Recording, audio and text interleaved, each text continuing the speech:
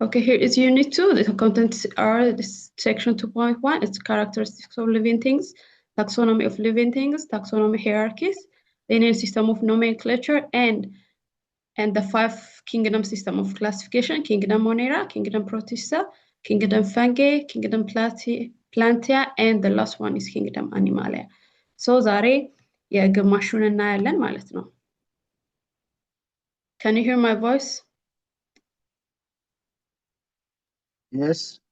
Okay, thank you. Yes. Okay, እሺ. Last unit ላይ ስለ how can we identify living thing from non-living thing የሚለውን ተምረናል አይደለ? እስቲ እንዴት ነው አይደንቲፋይ የምናደርጋቸው?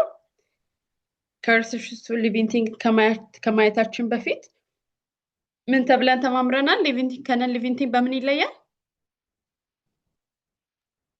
By movement. Okay, movement characteristics አላቸው living thing and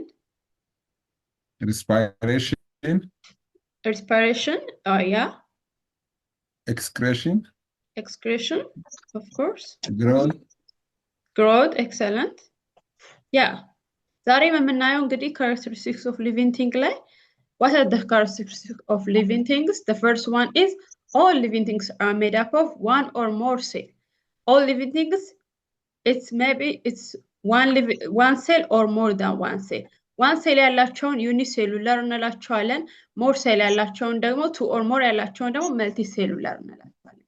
ስለዚህ all living things it's made up of one or more cell ማለት ነው. Okay, the second characteristics of living thing, all living things require energy. All living things require energy. Why do you think all living things require energy? ለምን ይመስላችኋል? living things energy የሚፈልጉት?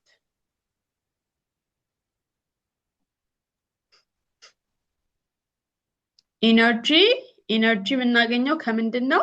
ለምንድን ነው energy require የምናደርገው? as a human being and as animal and also plants energy ይፈልጋሉ. ለምን? ለመኖር ኤነርጂ ስለሚያስፈልግ ነው ለማንኛውም እንቅስቃሴ. yeah, thank you. so energy ያስፈልጋል. energy ደግሞ የምናገኘው ከምንድን ነው? ከፊውል ነው። ፊውላችን ደግሞ የኛ ምንድነው? ፉድ ነው። ላይክ ለካር ፔትሮል ምናምን እንደምንጠቀመው ለሊቪንግ ቲንግም ራሱ ኢነርጂ ያስፈልጋል። ኢነርጂያችን የምናገኘው ከፊውል ነው፣ ከፉድ ነው ለሊቪንግ ቲንግ ማለት ነው። እንደውሶ ኢነርጂ ካላገኘ ሙቭ ማድረግ አንችልም፣ ሪፕሮዲዩስ ማድረግ አንችልም ማለት ነው። then the third one is all living organism respond to stimulus or detect the stimulus. last time ተምረናል sensitivity አለው። all living things sensitivity አለን። ከዌዘር ሲቀያየር sensitive ነን፣ ሲሞቀን ሲበርደን or like pain ሲሰማን we are sensitive. ስለዚህ all living things respond to stimuli. okay, the fourth one, all living things can grow. yeah, if it's not growing, so that's not living thing. so all living thing grow ማድረግ አለበት። growing ግን ያቆመ ነገር it's not living thing. okay, 5, all living things can reproduce. ያ ሁሉም living things ምን ያደርጋሉ? offspring ይኖራቸዋል ማለት ነው። reproduce ያደርጋሉ። okay, the sixth one, all living things can excrete. excretion is the removal of metabolic waste. metabolic means it is the process by which your body breaks down food and use it to produce energy. የሆነ ምግብ ስንመገብ የተመገብነው ምግብ break down ሆኖ ነው ኢነርጂን ሪሊዝ የሚያደርግልን ማለት ነው። ኢቭን የበላነው ምግብ አንዳንዴ ሳይሰራ ሲቀር ላይክ አንዳንዶቻችን ጨጓራችንን ያመናል ኦር ላይክ ቁጭ ይላል አይደለ? ያ ነገር ካልሰራ ወደ ኢነርጂ አይቀየርም ማለት ነው። ስለዚህ excretion ደግሞ ምንድነው? it's removal of metabolic waste. break down ከሆነ በኋላ ያለውን waste remove የምናደርግበት excrete ነው ማለት ነው። okay, 7, all living things display ordered complexity. all living things display ordered complexity. that means living things are not random. የኛ ባዲያችን is not randomly አይደለም ኦርደር የተደረገው።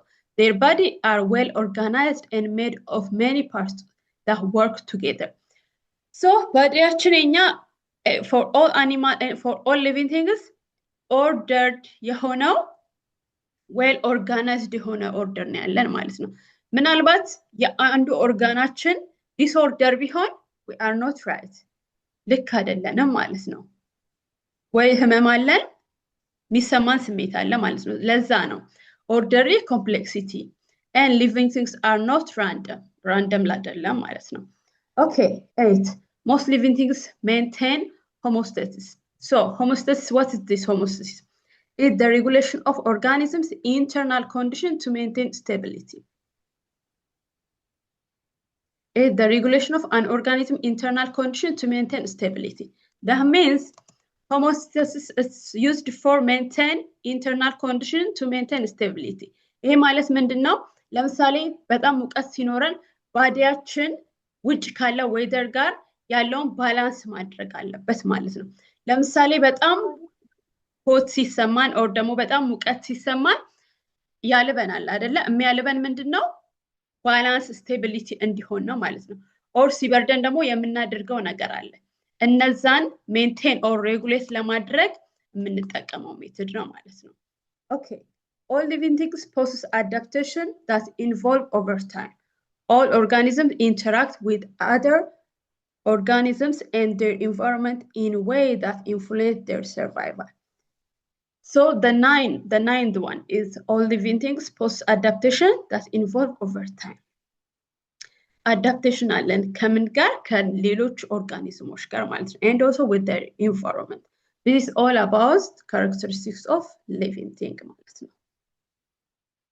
Okay. Taxonomy of living thing. So main topic የዚህ ምንድነው? It's about taxonomy and classification of living thing ነው ማለት ነው። Okay, what's taxonomy? Taxonomy is the science of naming, identifying and classifying organisms. Taxonomy የምንለው it's a science of naming, identifying and classifying organisms. ለአንድ ኦርጋኒዝም ስም ስንሰጥ አይደንቲፋይ ስናደርግ ኦርጋኒዝሞች ደግሞ ክላሲፋይ ስናደርግ that's we call it taxonomy.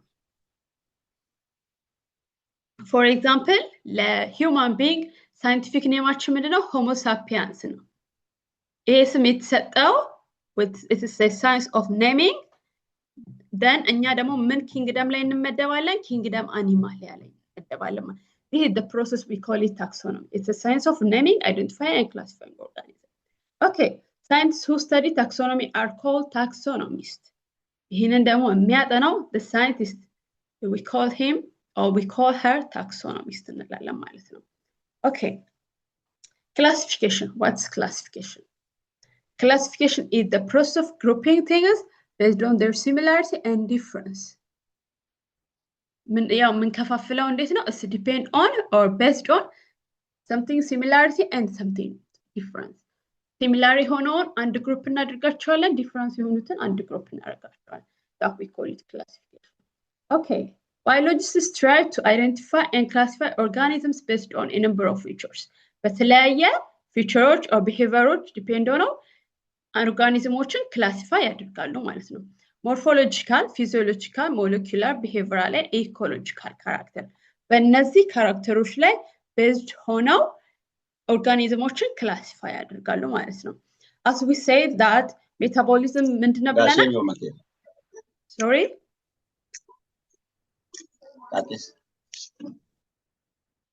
Okay, metabolism is the process by which your body breaks food and uses to produce energy ተባብለናል። Okay, እንዴት ነው what's behavioral characteristics የምንለው? ምን ተባብለናል? ባዮሎጂስቶች ኦርጋኒዝሞችን ክላሲፋይ ሲያደርጉ በምን ቤዝድ ሆነው ነው? ሞርፎሎጂካል፣ ፊዚዮሎጂካል፣ ሞለኪውላር፣ ቢሄቪራል እና ኢኮሎጂካል። So what's behavioral characteristics? ምንድነው behavioral character የምንለው? It's about the organism's activity or what organisms does. So ካራክተራቸው የነዛ ኦርጋኒዝሞች ምንድነው እና ደግሞ ምንድነው what organisms does ምንድነው የሚያደርጉት የሚለውን behavioral like የሰዎች behavior አለ አይደል? ለምሳሌኛ she's like ጫዋናት like ዱርዬ ነው ምናምን የምንላቸው አይደንቲፋይ እንዲህ የምንሰይመው በምንድነው? በሚያደርጉት አክቲቪቲ ነው አይደል እንዴ? እና ደግሞ በሚሰሩት ስራ ነው። ይሄ behavioral character ማለት ነው። so ኦርጋኒዝሞችንም አይደንቲፋይ or classify ሲያደርጉ about the organism's activity በሚያደርጉት activity and also what organisms does በሚሰሩት ስራ ማለት ነው። we call it this one behavioral character. The behavioral character like based ሆነው this is the group ያደርጋሉ ማለት ነው። Ecological character, where the organisms live, their interaction among themselves and the environment. This is ecological. That means ለምሳሌ ኦርጋኒዝሞቹ are they living under the ground? ጉድጓድ ውስጥ ነው የሚኖሩት? like ዛፍ ላይ ነው የሚኖሩት? based on their living or their habitat በሚኖሩበት ቦታ ላይ ተመስርተው ደግሞ ክላሲፋይ ያደርጋሉ ማለት ነው። Okay, molecular character. Molecular character የምንለው feature like DNA, RNA or protein. DNA ያችን ደግሞ አለ አይደል? as a human being ስንመጣ DNA የሰው ልጅ እንትና አባቷ ነው እናቷ ነው ተብሎ አይደንቲፋይ የሚደረገው በዲኤንኤ ነው። So molecular characterን ተጠቅመው ደግሞ ክላሲፋይ ሲያደርጉ ምን ቤዝድ ሆነው ነው? DNA, RNA and protein ላይ ሆነው ነው ማለት ነው። Okay, morphological character. Structures such as teeth, muscle, bone, hair, root, stem, leaf, flower, fruit. እነዚህ ላይ ዲፔንድ ሆነው ደግሞ or based ሆነው ክላሲፋይ ሲያደርጉ ምን እንላለን? They classify based on morphological character እንላለን ማለት ነው። Physiological character. Physiological character functions such as respiration, movement, breathing, digestion, blood circulation, photosynthesis, excretion, and reproduction. So እነዚህ ላይ based on ሆነው ክላሲፋይ ሲያደርጉ ደግሞ ምን እንላለን? ፊዚዮሎጂካል ካራክተር ላይ ቤዝድ ሆነው ክላሲፋይ አድርገዋል እንላለን ማለት ነው። Okay, here it's about taxonomy of living thing. Okay, what's taxonomy?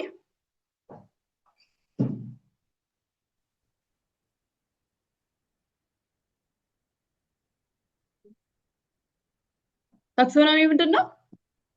It's a science identifying and classifying organisms. Yeah. እና ደግሞ በምን ላይ ቤዝድ ሆነው ነው ክላሲፋይ የሚያደርጉት ባዮሎጂስቶች? On groups. Or group የሚያደርጉት ምን ላይ ቤዝድ ሆነው ነው?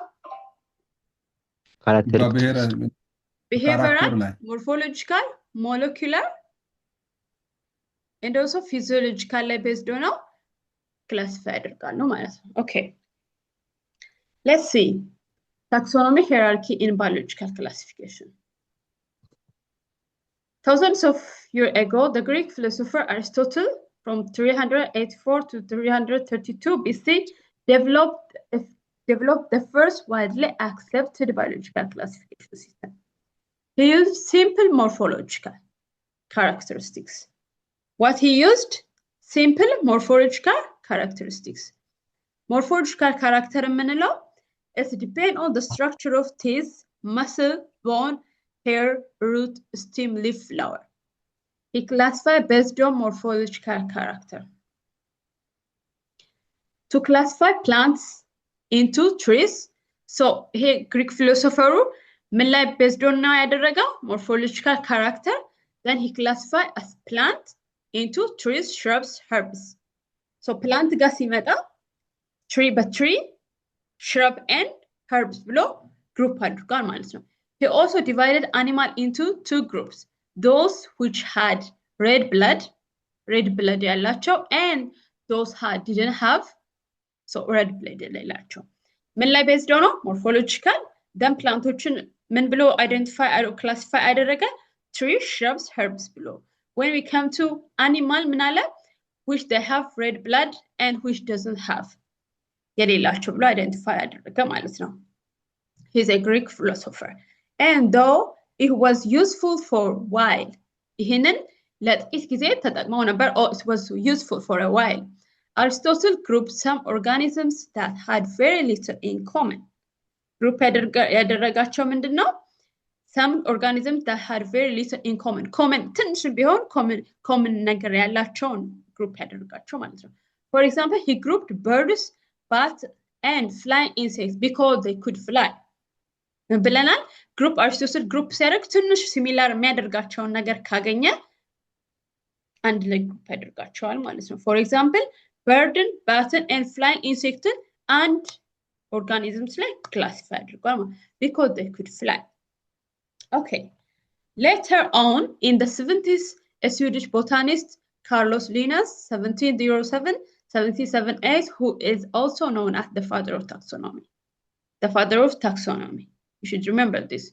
Who? Carlos. Introduced a taxonomy hierarchy of classification. He was the first person to propose an orderly system for classifying organisms. The first philosopher was, it's before thousands years ago, it's Greek philosopher Nabera. He just simply used to classify organisms. He just used morphological characters. ትንሽ ኮመን ነገር ማያገናኛቸው ከሆነ classify ያደርጋል. When we come to plant, he just classify within tree, shrubs, and herbs. When we come to animal, he just say that which have red blood cell and which doesn't have red blood cell. Then later on, the 17th century ላይ ደግሞ Swedish botanist መጣ. እሱ within 1707 and 1778 ላይ ድረስ ያለ ነው. Is the father of taxonomy and introduced a taxonomy hierarchy of classification. He was the first person to propose an orderly system for classification organisms. So, Linus or Carlos ደግሞ classify ያደረገውን ደግሞ እናያለን ማለት ነው. Okay, section 2.2, taxonomy hierarchy. Taxonomy, what does mean taxonomy? We already saw it. And taxonomy hierarchy. ምንድነው taxonomy hierarchy? It's the process of arranging various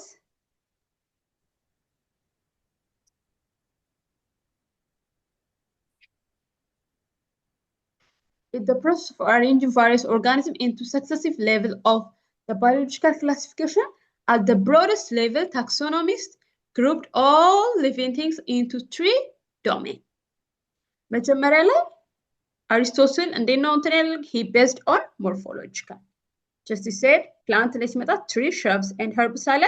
Animal ላይ ሲመጣ red blood cell ያላቸውና and which doesn't have ብሎ እንትን አለ classify አደረገ. Then Carlos ጋር ስንመጣ taxonomy hierarchy is the process of arranging various organisms into successive level of biological classification at the broadest level. ሰፋ አድርጎ ማለት ነው. Taxonomists group all living things in 3 domains. 3 domain ላይ ነው classify ያደረጋቸው ማለት ነው. Or he grouped. Bacteria, archaea, eukarya ብሎ ማለት ነው. Earth belongs to one of these domains. Earth ላይ ያሉ living thing ሁሉም እዚህ ሶስቱ ነገር ላይ belong ይሆናሉ ማለት ነው. Or classify ያደረጋሉ. Bacteria and archaea የምንላቸው have prokaryotic cell. Relatively small and simple cell that lack nucleus. Bacteria and archaea, they have prokaryotic cell, relatively small and simple cell that lack of nucleus. So bacteria and archaea, nucleus የላቸውም. They are prokaryotic cell, very simple and small and simple cell ያላቸው ናቸው. What's nucleus? Nucleus የላቸውም ስንል nucleus ምንድነው ጥቅሙ? ቢኖር so nucleus is like the brain of the cell. It controls everything that happens inside the cell. So bacteria and archaea nucleus የላቸው. Prokaryotic ስንል ደግሞ so bacteria archaea prokaryotic ነው ብለናል. Lack of nucleus ነው ብለናል. እቺ nucleus ምንድናት? It's the brain of cell that control everything that happens inside the cell. Prokaryotic cell is a simple single-celled organism that lack nucleus and other membrane-bound organisms. Okay, eukaryotic. So እዚህ ጋር bacteria 3 group ላይ ነው domain classify ተደረገው. Bacteria, archaea, eukarya. Bacteria and archaea. Hello, are you with me, guys? Yes. Yes. Okay. Then bacteria and archaea አይተናል. So አሁን ምንድነው eukaryotic have relatively large and complex cell that contain nucleus and other membrane enclosed compartments. So እዚህ ጋር relatively means when we compare to bacteria and archaea, eukaryotic have relatively large and complex cell. እዚህ ጋር ምንድነው relatively small and simple cell ናቸው. And also eukaryotic have nucleus and other membrane. When we come to bacteria and archaea, they have lack of nucleus. The eukaryotic cell, more complex cell that possesses a nucleus and other membrane bond. Okay, Aristotle and they classify እንዳደረገን አይተናል. Carlos is the father of taxonomy. And also ታክሶኖሚክ ሂራርኪን አሳይቶናል እሱም ደግሞ ክላሲፋይ ያደረገው within 3 domain those are bacteria archaea eukarya okay ንገሩኝ እስቲ it's in ማነው ካርሎስ he introduced a taxonomic hierarchy ብለናል and also he is the first person to propose orderly system for classifying organism ምን domain ብሎ ነው classify ያደረገልን ንገሩኝ and like the first domain second the third 3 domain bacteria archaea eukarya excellent so bacteria and archaea have similar characteristics and eukaryotic ደግሞ so difference አቸውን እስቲ ንገሩን shortly አሁን እንዳየነው bacteria and archaea they have lack of nucleus and they have simple and small cell eukarya ጋር ስንመጣ have relatively complex cell and they have nucleus okay ይሄው in detail እዚህ ጋር ተጽፎላችኋል archaea bacteria eukarya archaea ጋር ስንመጣ cell with no membrane bound organelles it is similar and cell with no nucleus የላቸውም bacteria and archaea DNA exists as a circular chromosome DNA exists as a circular chromosome ሁለቱም ቦታ ribosome are similar to bacteria you see bacteria ጋር ribosomaቸው they are similar and no membrane bound organelles are present ribosome are similar to archaea so archaea and bacteria they have a little common characteristics cell wall doesn't contain peptidoglycans and also cell wall contain peptidoglycans and cell divided by binary fission and cell divided by binary fission. They are unicellular membrana which have one cell. Eukaryotic ጋር ስንመጣ cell with a nucleus አላቸው DNA ያቸው የሚገኘው nucleus ላይ ነው እዚህ ጋር ስንመጣ archaea ላይ እና bacteria ላይ ስንመጣ DNA ያቸው የሚገኘው ምንድነው within a circular chromosome ላይ እዚህ ጋር ግን nucleus ላይ ነው ማለት ነው የሚገኘው ribosome are different from both bacteria and archaea yeah and they have unicellular colonial and multicellular organisms cell division by mitosis እዚህ ጋር ደግሞ cell division by binary fission there is the difference so ይሄንን ማጥናት ይጠበቅባቸዋል ማለት ነው እና እነማን ናቸው ክላሲፋይ ያደረጉት ምን ብለው ክላሲፋይ ያደረጉ ምን ላይ ቤዝድ ነው ክላሲፋይ ያደረጉ የሚለውን መያዝ ይኖርባቸዋል ማለት ነው okay here is key terms archaea is a group of single-celled organisms that lack of nucleus አይተናል በተደጋጋሚ ከተጻፈ የሆነ ነገር that means it's important so it's a group of single-celled organisms that lack of nucleus but are closely related to eukaryotic than to bacteria bacteria is the most diverse and well-known group in single-celled organisms bacteria the single-celled organism also it's well-known lack of nucleus so what's class ምንለው eukaryotic genera family kingdom order phylum prokaryotic cell species and taxon what it is termoች ናቸው ማለት ነው እነዚህ ወርዶች ማወቅ ይጠበቅብናል ማለት ነው okay when we say class is a taxonomy of similar order eukaryotic are cells with true nucleus but 3 domain ላይ ያለው ማለት ነው family is a taxonomy with similar genera what's genera so genera family ምነው a taxonomy with similar genera ነው so what's genera a taxonomy with similar species with similar species ማለት አንድ አይነት የሆኑ አንድ ላይ ስፒሺሶች አንድ ላይ ሆነው offspring የሚሰጡን ከሆነ እነዛን ስፒሺሶች እንላለን ማለት ነው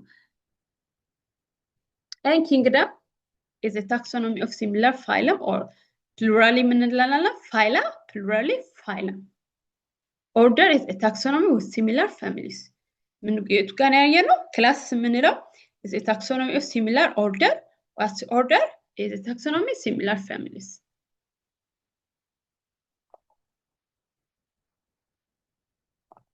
okay phylum is a taxonomy of similar classes እዚሁ ነው ሁሉንም ነገር define የሚያደርግላችሁ phylum ምንድነው it's a taxonomy of similar classes class ምንድን ብለናል ያየነው እዚህ ጋር it's a taxonomy of similar order order means it's a class a taxonomy of similar family ማለት ነው species unique types of organism taxon a group of organisms that share unique set of traits trait means its character okay linear system of nomenclature linear system of nomenclature Carl Linnaeus was a Swedish naturalist who initially graduated in medicine but became interested in plants. He traveled Scandinavia, species, and classified them. Majority medical number, then after he was interested with the plant, then classified her.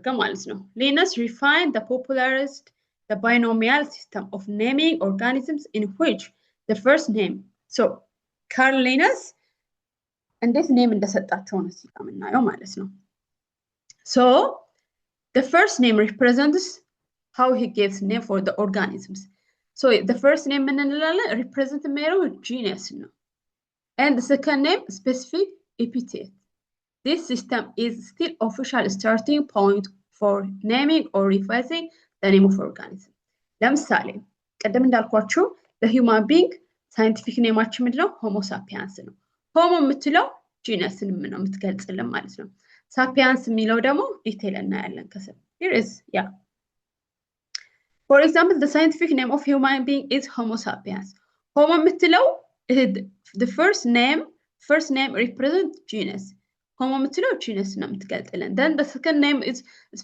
specific epithet sapiens የምትለው ደግሞ ይሄ ነው so Linnaeus system of nomenclature means how he gives name for the organisms. So this system still official, still አለ ማለት ነው ይሰራል still is working. Official starting point for naming or revising the name of organism. The binomial system of naming species included by Linnaeus is an international agreed system. Binomial nomenclature, the system of nomenclature in which two terms are used to denote specific species of living organisms. The first one, genus. The second one, specific epithet. The Latin form of the name allows it is to be used in all over the world irrespective of the language barrier. Okay. የመጀመሪያው point, the first name አችን genus ነው. The second ምንድነው? Specific epithet. And also ምንጠቀመው ምንድነው? Specific name ስንጠቀም ነው. scientific name ስንጠቀም ላቲን ወርድ ነው የምንጠቀመው ላቲን ወርድ remember ላቲን ወርድ ነው የምንጠቀመው ለምንድን ነው የምንጠቀመው ዓለም ላይ it's a lot of language right so language barrier solve ለማድረግ ለምሳሌ እኛ ኢትዮጵያውያን የምንጠቀመው አማርኛ ነው so በአማርኛ የሆነን plant or የሆነን organism name ብንሰጥ internationally agree ማድረግ አንችልም ማለት ነው So when we move to South Africa መታችሁ ደግሞ የዛን especially በባዮሎጂ ሌቭል ነው ኦኬ የምናወራው በእኛ ደረጃ ሳይሆን like ሳይንቲስቶች ኮሙኒኬት የሚያደርጉበት word same word መሆን አለበት ለዛ ነው ላቲን ወርድን የተጠቀሙት ማለት ነው there's language barrier so the first letter of name of the genus is capitalized listen so the first name ነው genus ነው ብለናል እሱም ደግሞ ምን መሆን አለበት capitalized መሆን አለበት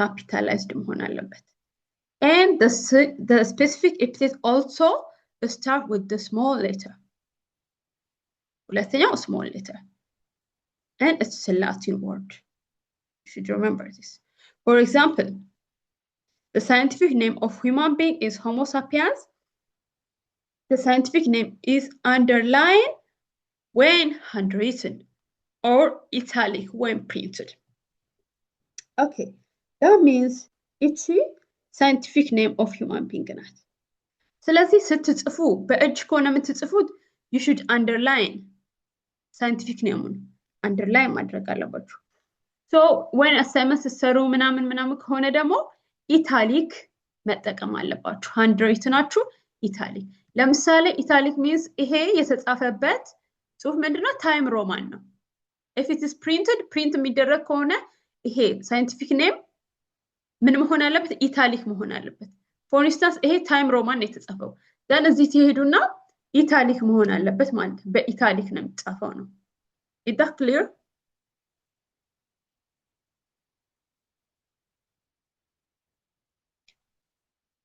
hello ግልጽ ነው Yes. Yeah. Okay. Yes. የመጀመሪያው ነገር should be Latin word and the first letter is genus, the second one specific epithet. So the first genus capitalized መሆን አለበት. The second name ደግሞ ምንድነው small letter መሆን አለበት. If it is handwriting, you should underline it. If it is printed, italicized መሆን አለበት ማለት ነው. Okay. Universal rule of nomenclature are as follow. Nomenclature, that means when we give name, universally ይሄንን መከተል አለብን ማለት ነው. The first one, biological names are generally in Latin, yeah, and written in italic if it is printed. They are Latinized or derived from Latin irrespective of their origin. The first word in the biology name represents the genus, while the second components denote the specific epithet. Both the words in a biological name, when handwritten, are separated, underlined. If it is handwritten, you should underline it. If it is printed, it should be italic. To indicate their Latin origin.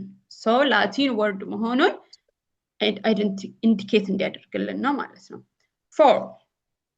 The first word denotes the genus started with ቅድም ያልኩትን ነው like generally የሚያወራው ማለት ነው. With a capital letter, while the specific epithet starts with a small letter, it can be illustrated with. So ይሄ specific name no. The first name is capitalized by, started by capital. The second name started by small letter. Here is a rule. We should follow it. Nomenclature. So names and set. ይሄንን ነው ማለት ነው follow ማድረግ ያለብን. The last one here is.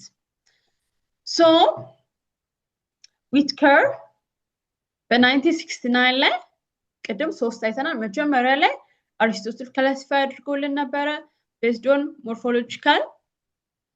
Then ካርሎስ 3 domain ላይ አሁን ደግሞ in detail የምናየው ደግሞ ምንድነው 5 kingdom system of classification. Then Whitaker in 1969 proposed a 5 kingdom classification. The main criteria for classification used by him include cell structure, body organization, mode of nutrition, reproduction, phylogenetic relationships. Then Whitaker 5 kingdom scheme consists of animals, plants, fungi, monera, and protista. Next class ላይ ይሄንን ነው ማለት ነው የምንቀጥለው in detail what's kingdom monera, what's kingdom plantae, what's kingdom fungi, what's kingdom animalia የሚለው in detail እናያለን ማለት ነው. So ለዛሬ ያለን ክላስ ይሄን ይመስላል. If you have any question or comments, you are welcome.